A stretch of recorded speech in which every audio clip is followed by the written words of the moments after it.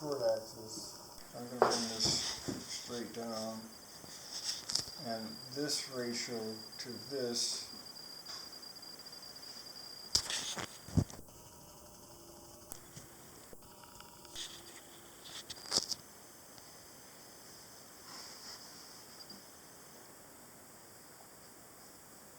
this to this to this to this. This distance being shorter than this distance and this distance. These should be the same, but they should be wider than this. Why? Because this is the foreshortened side. This is not foreshortened. Now, I'm hardly going to draw this in, but I'm going to come in very heavy here and actually fade it out. Why?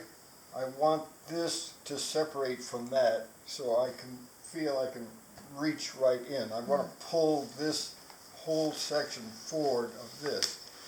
Now, don't do it lead-footedly. In other words, if this is fairly dark here, as you come around, it shouldn't disappear. You're not in the fog, but this should be stronger, and this should be particularly strong, again, to separate in plane.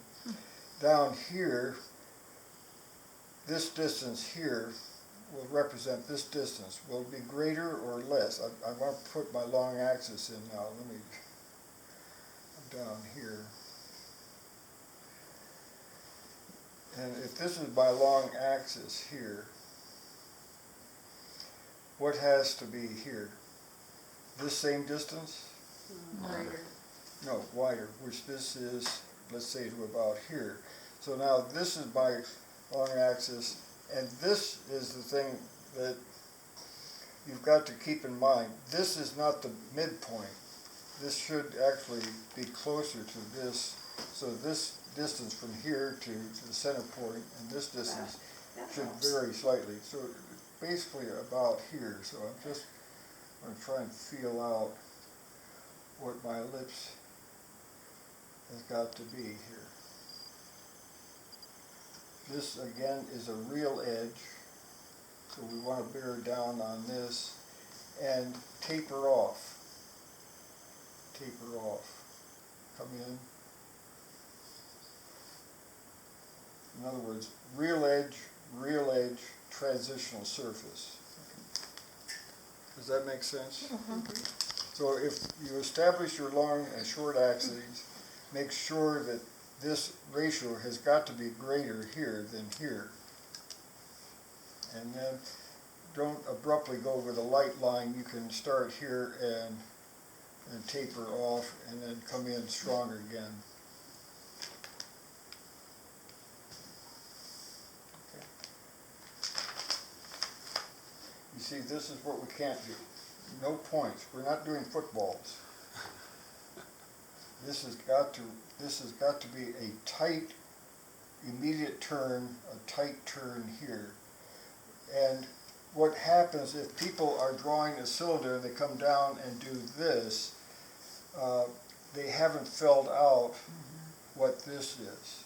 So especially as you're learning, get into drawing and drawing and drawing until you feel comfortable with that, and then it can be sort of brutal to begin with, and then worry about your refinements later. But get the feel of what that ellipse is here and what it is here, and just hundreds and hundreds, just over and over and over until it begins to build in. So then maybe freehand you can come in and do it.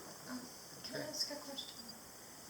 Would the bottom of the cylinder be slightly smaller, like because you're on top of it? No.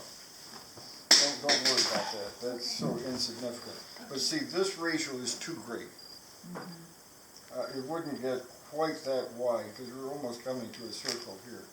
So you say, well, how am I going to measure that? Well, about the only thing I would suggest is I'm looking for the long axis, and I can clearly see in that about where the middle, and then I can pretty well judge or gauge that this distance here is got to be greater than that, but not, this much difference, you know, you can't, I don't know if you can sense it, but again, given the feel of what that ellipse is, and this, and this, you know, really get into the feeling of the drawing, and don't worry too much about the finesse. It's a physical thing as well as a visual. Now, okay, that's practice.